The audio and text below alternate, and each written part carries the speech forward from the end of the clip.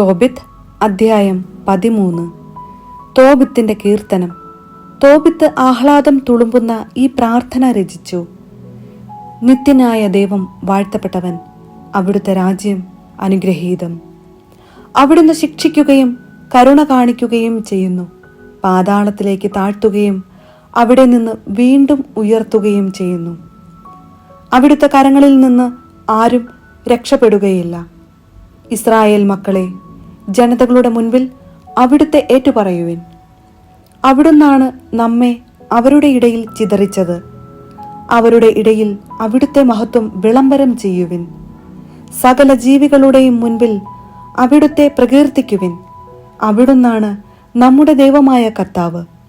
എന്നേക്കും നമ്മുടെ പിതാവും അവിടുന്ന് തന്നെ. നമ്മുടെ തിന്മകൾക്ക് അവിടുന്ന് നമ്മെ ശിക്ഷിക്കും. എന്നാൽ അവിടുന്ന് വീണ്ടും കരുണ ചൊരിയും. കർത്താവ് നിങ്ങളെ ജനതകളുടെ ഇടയിൽ ചിതറിച്ചു. അവിടുന്ന് നിങ്ങളെ ഒരുമിച്ച് കൂട്ടും. പൂർണ്ണ ഹൃദയത്തോടും പൂർണ്ണ മനസ്സോടും കൂടെ നിങ്ങൾ കർത്താവിങ്കലേക്ക് തിരിയുകയും അവിടുത്തെ സന്നിധിയിൽ സത്യസന്ധമായി വ്യാപരിക്കുകയും ചെയ്താൽ അവിടുന്ന് നിങ്ങളെ കടാക്ഷിക്കും. നിങ്ങളിൽ നിന്ന് മുഖം മറയ്ക്കുകയില്ല. അവിടുന്ന് നിങ്ങൾക്ക് ചെയ്ത നന്മയെപ്പറ്റി ചിന്തിക്കുവിൻ. ഉച്ചത്തിൽ അവിടുത്തേക്ക് കൃതജ്ഞതയർപ്പിക്കുവിൻ. നീതിയുടെ കർത്താവിനെ സ്തുതിക്കുവിൻ. യുഗങ്ങളുടെ രാജാവിനെ പുകഴ്ത്തുവിൻ.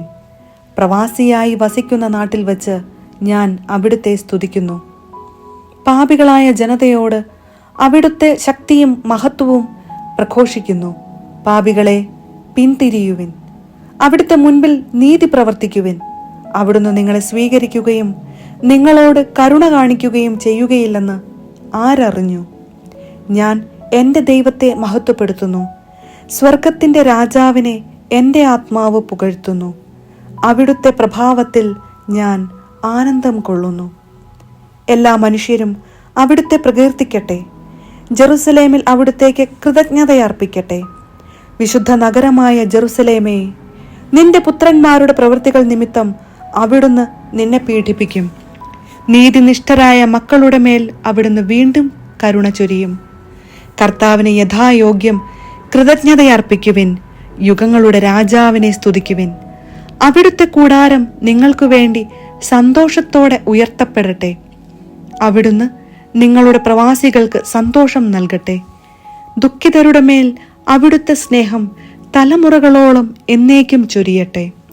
ദൈവമായ കർത്താവിൻ്റെ നാമം വഹിക്കുന്ന ഇടത്തേക്ക് വിദൂരങ്ങളിൽ നിന്ന് അനേകം ജനതകൾ സ്വർഗത്തിൻ്റെ രാജാവിന് കാഴ്ചകളുമേന്തി വരും. തലമുറകൾ നിന്നെ സന്തോഷപൂർവ്വം കീർത്തിക്കും. നിന്നെ വെറുക്കുന്നവർ ശപിക്കപ്പെടട്ടെ. നിന്നെ സ്നേഹിക്കുന്നവർ എന്നേക്കും അനുഗ്രഹീതർ.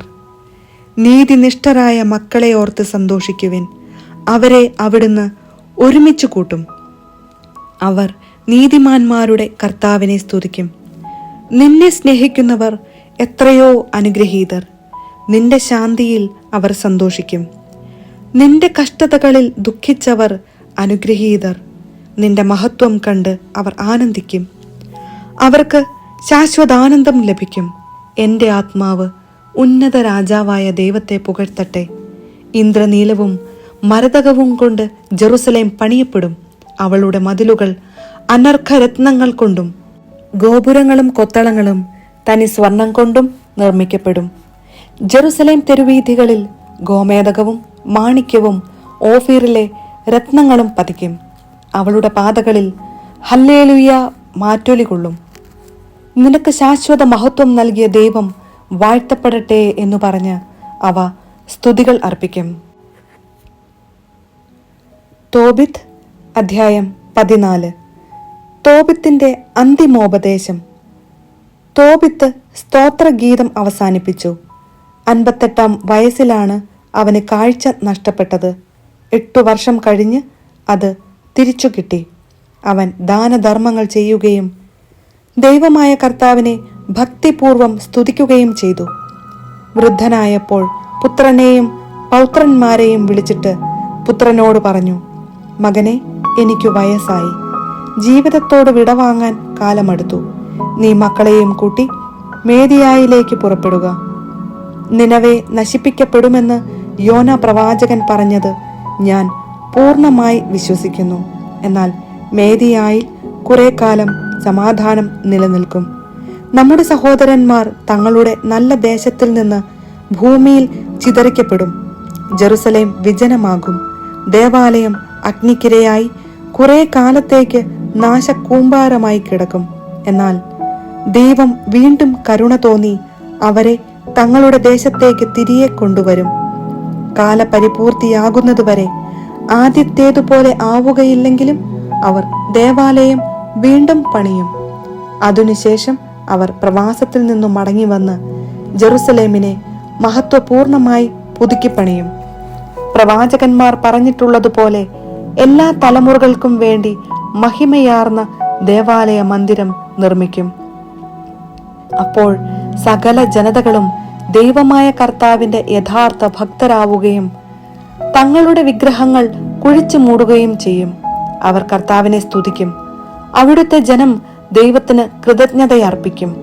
കർത്താവ് തന്റെ ജനത്തെ മഹത്വമണിയിക്കും. സത്യത്തിലും നീതിയിലും ദൈവമായ കർത്താവിനെ സ്നേഹിക്കുന്ന സകലരും നമ്മുടെ സഹോദരരോട് കരുണ കാണിച്ചുകൊണ്ട് സന്തോഷിക്കും. മകനെ, നിനവെ വിട്ട് പോവുക. യോന പ്രവാചകൻ പറഞ്ഞത് തീർച്ചയായും സംഭവിക്കും. നിനക്ക് ശുഭം ഭവിക്കാൻ നിയമവും പ്രമാണങ്ങളും പാലിക്കുകയും നീതിയോടും കരുണയോടും കൂടെ വർത്തിക്കുകയും ചെയ്യുക. എന്നെ ഉചിതമായി സംസ്കരിക്കണം. നിന്റെ അമ്മയെ എന്റെ അടുത്തു തന്നെ സംസ്കരിക്കണം. ഇനി നിനവേയിൽ താമസിച്ചുകൂടാ. മകനെ, തന്നെ പോറ്റിയ അഹിക്കാരനോട് നാദാബ് ചെയ്തതെന്തെന്നും അവനെ എങ്ങനെ പ്രകാശത്തിൽ നിന്ന് അന്ധകാരത്തിലേക്ക് നയിച്ചെന്നും അവന് എന്ത് പ്രതിഫലം നൽകിയെന്നും കാണുക. എന്നാൽ അഹിക്കാർ രക്ഷപ്പെടുകയും അപരൻ അന്ധകാരത്തിൽ അമർന്ന് തന്റെ പ്രവൃത്തിക്ക് തക്ക പ്രതിഫലം നേടുകയും ചെയ്തു. അഹിക്കാർ ദാനധർമ്മം നൽകി. അങ്ങനെ നാദാബ് ഒരുക്കിയ കെണിയിൽ നിന്ന് രക്ഷപ്പെട്ടു. നാദാബ് തന്നെ ആ കെണിയിൽ വീണ് നശിച്ചു. ആകയാൽ മക്കളെ, ദാനധർമ്മം എന്ത് നേടുന്നുവെന്നും നീതി എങ്ങനെ രക്ഷിക്കുന്നുവെന്നും ചിന്തിക്കുവിൻ. ഇത് പറഞ്ഞ് അവൻ മരിച്ചു. അവന് 158 വയസ്സായിരുന്നു. തോബിയാസ് അവനെ ആഡംബരപൂർവം സംസ്കരിച്ചു. അന്ന മരിച്ചപ്പോൾ തോബിയാസ് അവളെ പിതാവിന്റെ സമീപത്ത് സംസ്കരിച്ചു. തോബിയാസ് ഭാര്യയെയും പുത്രന്മാരെയും കൂട്ടി എക്ബത്താനായിൽ അമ്മായിയപ്പനായ രഘുവേലിന്റെ അടുക്കൽ മടങ്ങിയെത്തി. പ്രായത്തോടൊപ്പം അവന്റെ കീർത്തിയും വളർന്നു. ഭാര്യയുടെ മാതാപിതാക്കന്മാർ മരിച്ചപ്പോൾ അവൻ അവരെ സാഘോഷം സംസ്കരിച്ചു. അവരുടെയും സ്വപിതാവായ തോബിത്തിന്റെയും വസ്തുവകകൾ അവന് അവകാശമായി ലഭിച്ചു. അവൻ മേദിയായിലെ എക്ബത്താനായിൽ വെച്ച് 127 വയസ്സിൽ മരിച്ചു. മരിക്കുന്നതിന് മുൻപ് നബുക്കദ്നേസറും അഹസ്വേരൂസും നിനവെ കീഴടക്കി നശിപ്പിച്ച വാർത്ത അവൻ കേട്ടു. മരണത്തിനു മുൻപ് നിനവയെക്കുറിച്ച് സന്തോഷിക്കാൻ അവന് ഇടവന്നു.